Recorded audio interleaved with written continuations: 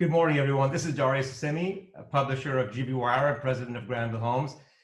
Today I have with me two special guests, Alex Costa, owner of Mad Duck restaurants, three of them in Fresno. The latest one just opened up last summer at Marks and Herndon, and with two other ones, one at Willow and Herndon, which opened up a few years prior, and the first one in 2009 the Marks and Herndon, Willow and Herndon was the first one in 2009 at the Campus Point about 5 years ago. And they just celebrated their 10th anniversary just a few weeks back. Also, Ali Nekumanesh, who is the owner of Colorado Grill Restaurants, is joining us this morning. Also the executive vice president of Deli Delicious, with over 52 franchises all over Central California, from Los Angeles area all the way up to Stockton. Good morning, gentlemen, and welcome. Want to ask you how you're adapting to the shelter-in-place rules and also restaurants being closed in Fresno, at least through May 6th. And I'd like to turn it over to you, Alex. Get your feedback. Brand new restaurant just opened up last summer. It's actually close to my home. Gorgeous place, by the way. It's fantastic food and drinks. And it saddens me every time I drive by there. It's empty. But how are you adapting, and what are your plans to reopen? Well, thanks very much for having me on. Adaptation is certainly something that's evolving. I think it's been evolving since the very beginning of this. We've largely been working on, I think, an improvisational plan from, at a national level to a state level to a local level, because everything's been such fast moving pieces of information. So everyone's had to be very nimble.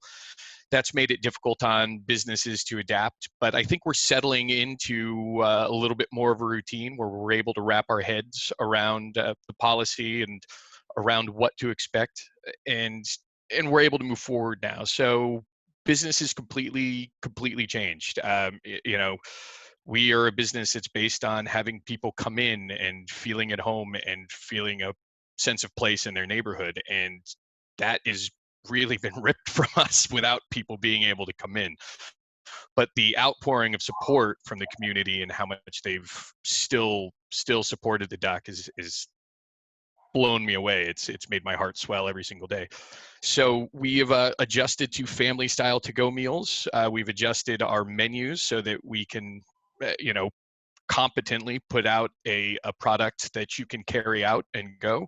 We've also adapted to the delivery service models on things like DoorDash and things such as that, which isn't really something that we were ever proponents of prior to this, but everyone's adapting, not just restaurants. And those are some of the things we're doing. Our primary focus right now is always going to be on the health and well-being of our community and the health and well-being of our staff.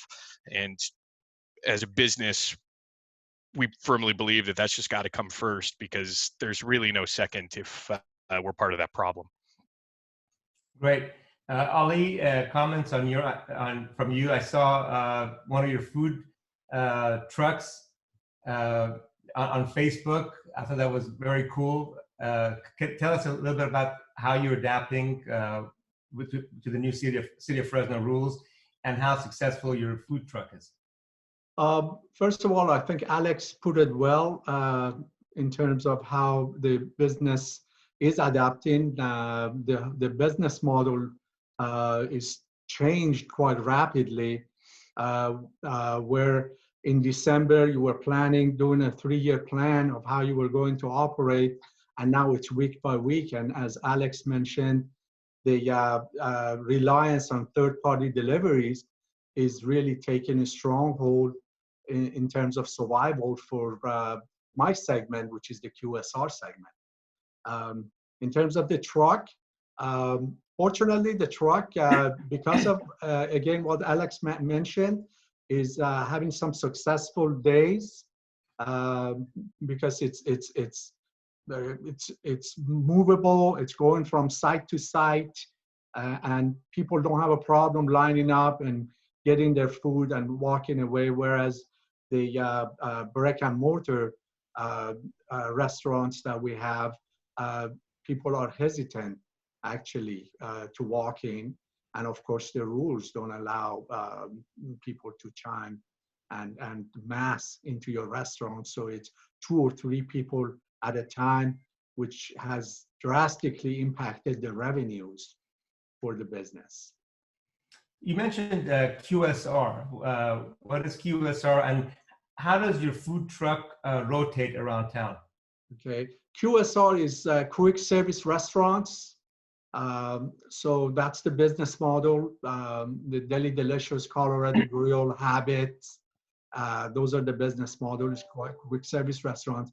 And the truck is 2-phase. One is a scheduled attendance to the programs, the various entities arrange for them to come and, for example, the Fresno Surgery Center has certain days that has got the Colorado Grill truck there. And the second phase of it is individuals or companies that actually schedule for the truck to go over there given a certain day and a day part to park in there and feed their employees or neighborhoods. Got it. When we open, and hopefully, we're not for sure, but when we open on the 7th of May, what do you expect in terms of, folks attending your restaurants? I want to start with you, Alex, and then go to Ali. Do you have demand? Are you hearing from people saying, "Hey, we can't wait for you to open up, even though it's going to be every other table, and we want to come back to the restaurant"? What are you hearing from your people? We do. We hear a lot of that. We're excited to be able to get open and going again. There's also a lot of apprehension, which is, I think, incredibly warranted. I think that in order for this to happen, two things need to be identified. That we need to make sure that the highest priority is on public health. And of course, I want our restaurants open. I want to see people in there again. It's devastating to see those restaurants empty. They were never supposed to look like that. But this was all for a purpose. And I think our local leadership was faced with just a terrible choice, but it was one made out of necessity. And I think that regardless if we all want to see businesses open back up tomorrow, I think we need to recognize that we've been operating under the guidance of the greatest common good.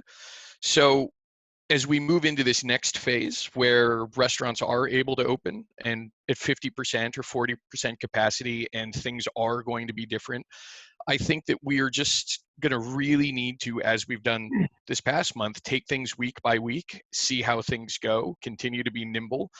But we also need to accept the fact that we're not operating on a plan right now, Mr. Assemi. We're operating on improvisation, which is frankly not great. We need to get firm information on how we're going to eventually combat and overcome some of these restrictions, because businesses at 50% of their revenue cannot meet 100% of their financial obligations. That's just an economic reality. So as we reopen, I think that's important to remember that that is not the end of the struggle that's going to be going on, that we're facing at both a public health crisis and as an economic crisis. I think that that's a signal that we are facing the end of the beginning of this first phase of it. So those are the things that I really want to impress upon people, that we need to embrace these measures for the common good, and we also need to work towards a long-term plan on how to get recovered, get as many employees back to work as possible, and start rebuilding our economy in a safe and responsible way. Great point, Ali. And I fully agree with you, Alex, in terms of your analysis. The issue that we see is that maybe not the QSR segment, but more of a fine dining establishments and so on also, where they are not going to be able to open up as before immediately. One of the reasons would be right now some of these folks, the minimum wage employees, are getting more money in terms of stimulus with that additional $600 a week payment. So to them, they're going to be taking a pay cut coming back to work. So the challenge is going to be there, unfortunately. The downward pressure on the business in terms of labor cost, or even the availability of the skilled labor for the restaurant segment is something that we are daily chatting about and see how we are going to combat that. One of the things that Alex mentioned also is regarding the public's health. That's of most importance, and I agree with you. Our leaders have had a shoe to fill that has never has been worn, and the unknown is there. And I know that with my franchisees, when they talk to me of how I may see this, I don't have a crystal ball either, just like they don't. And I tell them, every day is a new day. We have to wait and see. That's good, Ali. Have you received any requests again from your patrons about when Colorado Grill is going to open back up? Yes, we get emails, and actually folks that come in, they say the burger, for example, doesn't taste the same, taking it from the restaurant home to eat it, that type of things. And we are somewhat encouraged by it, but at the same time, we don't know what the immediate future going to hold with respect to that in regards to the staffing, actually. Can you tell us, if somebody wanted to get a Colorado burger today from the truck, can you tell us where the truck is going to be at today and tomorrow? Yes, I believe, I don't exactly keep the calendar of it, but Darius John, I'll be glad to send it to you. But I believe today it may be in Madera. I may be mistaken. There on the Highway 41 and Avenue 12. Okay. But yeah. Okay. And going back to Alex, so if somebody wanted to have Mad Duck food or beer, how do they connect with you, and how do they take delivery of beer and your fantastic, delicious beer and your food? Thanks very much. We actually, I think a lot of credit should go out to the California Restaurant Association and certainly our Brewers Association for working with the Department of Alcoholic Beverage Control. They've made it possible for restaurants to fill growlers to go. A growler is typically a half-gallon jug of beer, which comes out to 4 pints. We seal it, and you can take it to go. All other rules still apply. You can't drink it in your car, guys. Please don't ruin this for us. But you can get it, take it home. It's beer that's made, 30 feet from where you're buying it. So we'll carry it out to your car for you. Everything's completely sanitized, and off you go with fresh beer. We have had a lot of success with that. You can also do it with cocktails at restaurants that have full liquor licenses. I know that, for example, I've seen Annex do some incredibly creative, cool labeling things with their house-made cocktails. I know that our group's certainly been working at that as well. So those are all ways that you can do it. The best way to do it is call in. Now, this is where this all gets real sticky is, we have 3 phone lines, and we had seats for 100 people. So when the phones all get busy, it's not as if we can process the orders in the same manner of efficiency that we could when we were just sending our staff to take an order from a table. So it bottlenecks for us there. So I encourage you, please keep calling. I promise you we'll get to you. And you can order ahead of time if you want something ready for your trip home from work. You can order it whenever you would like. We can have it waiting for you, fresh, hot, and ready to go. But I would agree with Ali that our food is cooked fresh. It's cooked to order, and it's hot. We don't serve a lot of cold items, and that sort of food suffers in the transit.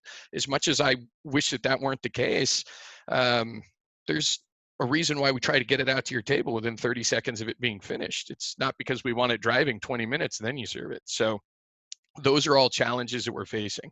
As far as the growlers, those actually have a great shelf life. If they're sealed, they'll live in your fridge very happily for 3 days. And if you open them, well, like all beer that you open, I encourage you to drink the whole thing and get it out there. In the growler's case, I encourage you to share it, but drink it the same day that you open it. So if somebody wanted to place an order, Alex, they can call in ahead of time, order of drinks and hot food to go. And how do they pay for that? Is it all touchless? Yeah, we operate. I mean, we can do both. We have a lot of cleaning and sanitizing protocols. One thing about being a brewery is we have access to um, a lot of things that we can turn into hand sanitizer. Isopropyl alcohol and glycerin, for example, we can mix together to create our own sanitizer. Our brewers actually transitioned into making hand sanitizer for us. So it's a bit of a new job for him. Thank God he's a bright guy. But we can take credit card payments. We typically, at our Northwest location, which is at Marks and Herndon, we stop everybody from coming into the facility. We set up tables out front. We can process payments with gloved and sanitized employees. We sanitize your card, we hand it back to you, and then we hand you your bag. We'll bring it out to your car if you wish to do that instead, so you don't even have to get out. But you could do cash. We prefer credit card at this point in time, simply because it's more sanitary and it's safer, but we're happy to work with whatever medium is available to you. Soon, we're going to be able to do online ordering. You'll be able to find those links on our Facebook page and on our website, mad.craft.com. But that's been a process with integrating with our existing computer system that's just taken a little bit longer than expected. So those are all the processes that we've been working through and adjusting as we go. As I said before, our whole model was bringing you to us, and now our whole model is getting it out to you. So that's quite a specific split in our philosophies of service. Exactly. Are we going to see Mad Duck hand sanitizer coming soon? That would be something. As soon as I mean, we're working with this out of a question of necessity. I received an email yesterday for some hand sanitizer that we were making that we provide up front to the public, that said one of the ingredients we were waiting on will be arriving May 14th. So I don't know what is more strange, that people aren't allowed to come into the restaurant these days, or when I order something, it doesn't come until the middle of May. These are truly unprecedented times. No, exactly. Probably by this summer or fall, we have all the face masks, hand sanitizers, toilet paper, paper towel that we all need, and then some. I would agree with that. Yeah. Any other comments? Anything that I haven't covered that you would like to share with the audience? And let me start with telling us exactly where your restaurants are again, so everybody knows when we do open up. Hopefully it's the end of the first week of May, 6th or 7th.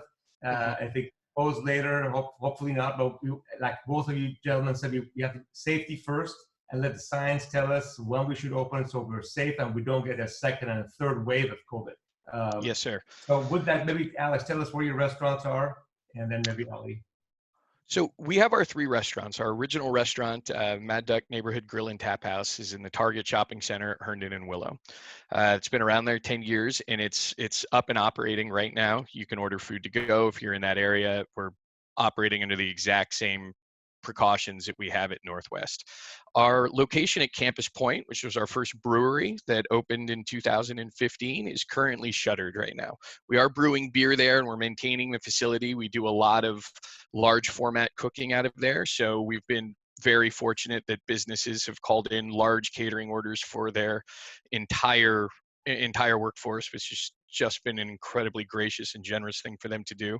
So we are still doing some cooking out of there, but other than that, that is not a location that is available for call-in and receipt. And then our Northwest location, which we opened in July of 2019, is available for takeout. You can also get them on DoorDash. We have a brewery there as well, which is operating right now almost full-time. We're still going through a lot of fresh beer, which is excellent. And I think the biggest thing that I want to get across is when this all began, there was huge talk of we're all in this together. And I think that we saw some of the best parts of humanity that came out of that. And I completely applaud how fast everybody put aside their old agendas and sort of embraced this mode of survival. But we've slowly fractured into 2 camps of public good versus business good. And that is being exacerbated by an extremely vocal group on both sides. And I think that I want to impress upon people, I don't think we need to choose. This is not something where you can't have public health and business health. This is something that we can't improvise and have both.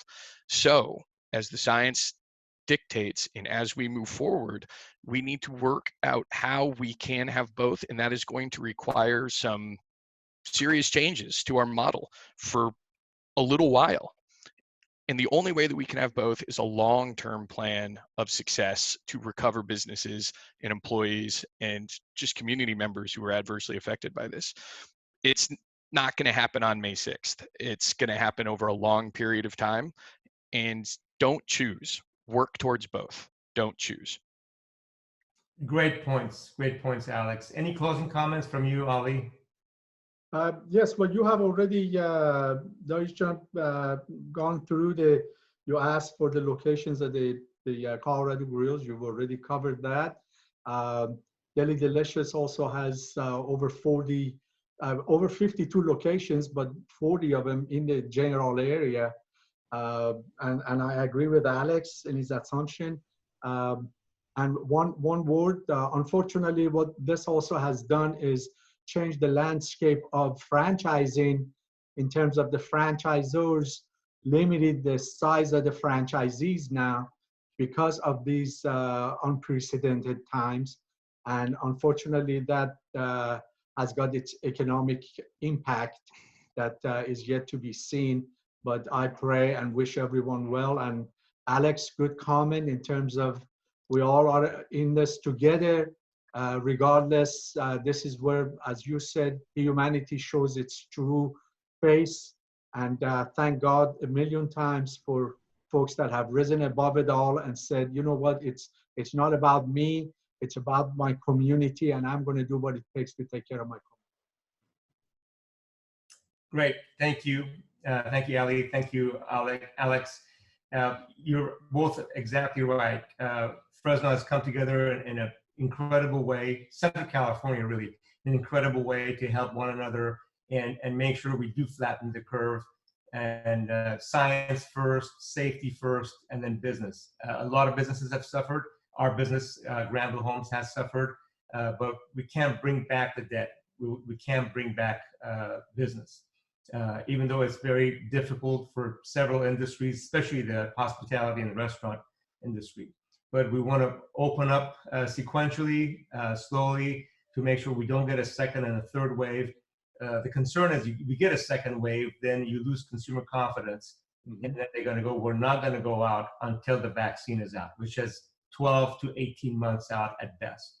So please be safe. On behalf of all of us at GB Wire, thank you for attending this episode, and we will continue to have these until we're at full operation. So hopefully see you or many of you next week.